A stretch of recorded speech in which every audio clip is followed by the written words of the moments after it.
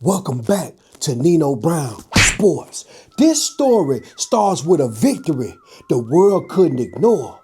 Anthony Joshua, at 36 years old, stepped into the ring on December 19, 2025 against Jake Paul, a fight everyone said was a high risk. A what if?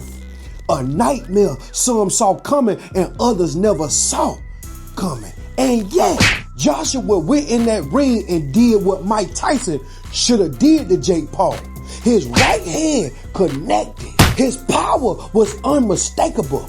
By the sixth round, he dropped Jake Paul, forced a hospital stop, and sent Jake Paul to surgery with a broken jaw. And by the end of the night, the whole boxing world saw his hand raised and thought this was the peak of Anthony Joshua prime. But you could win in front of millions and still face your hardest fights behind closed doors. Just about 10 days later, on December 29th, 2025 in Nigeria, the same nation that AJ calls his home, he was riding on the LAGOS-IBADAN in a black Lexus SUV. Nothing crazy. Everything seemed normal. Just a moment between travel and family. And then everything went black. The vehicle was traveling fast, and out of nowhere it started going out of control and smashed into a stationary truck. Boom! Ooh. People everywhere held their breath.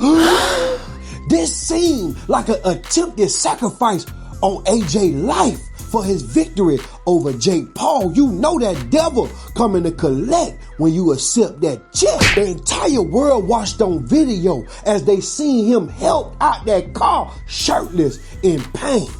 Joshua is a man who has felt 12-ounce gloves hit him in his mouth. But now he is feeling a different kind of pain, the kind of pain you don't train for. He was injured. Yes, but they say his injuries were minor compared to what could have happened. No emergency surgery, just medical observation, just a body shaking but still standing. But this isn't a story about his survival alone.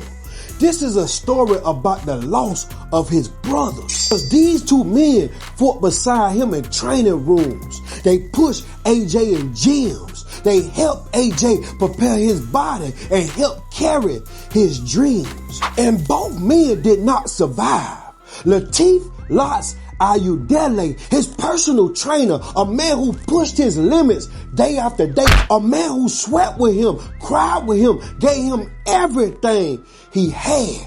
Then you had the second man, Sina Gami, his physical and strength conditioning coach, the one who got his body ready to observe the body shots in that goddamn ring. The same brother that knew his breaks and his breakthroughs. Gone. These two men meant more to AJ than some coaches. They were family. They were strength.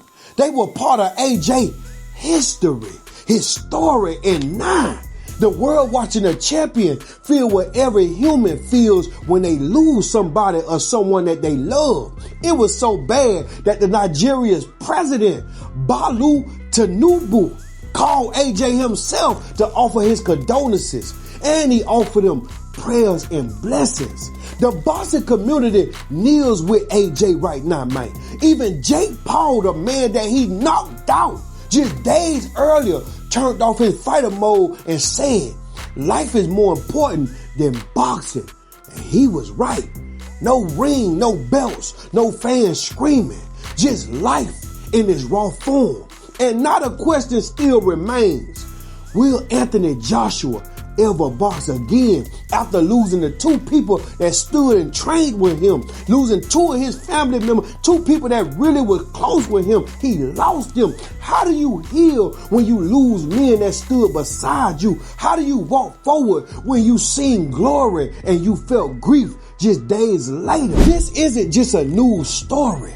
It's a real human story of victory and loss, of a champion's body that survived and a heart that must find peace through loss. Comment below, are you shocked this happened right after the biggest win of the year?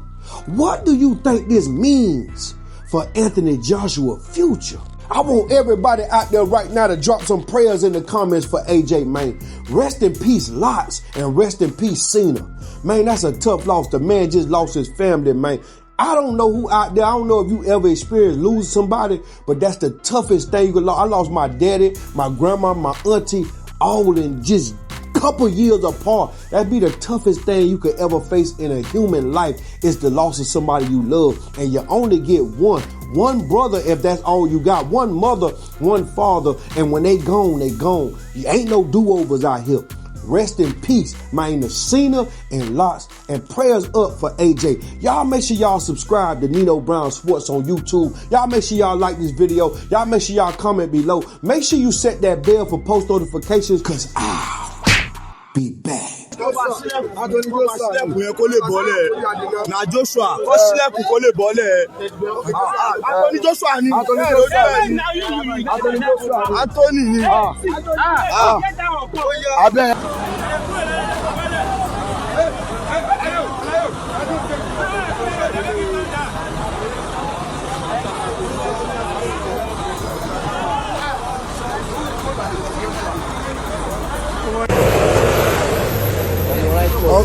Right couple burúkú.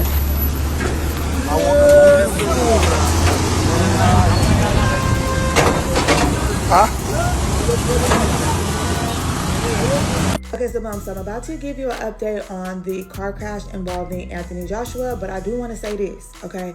This is why y'all need to be mindful of where y'all get y'all information from, because a lot of y'all were in my comment section loud and wrong.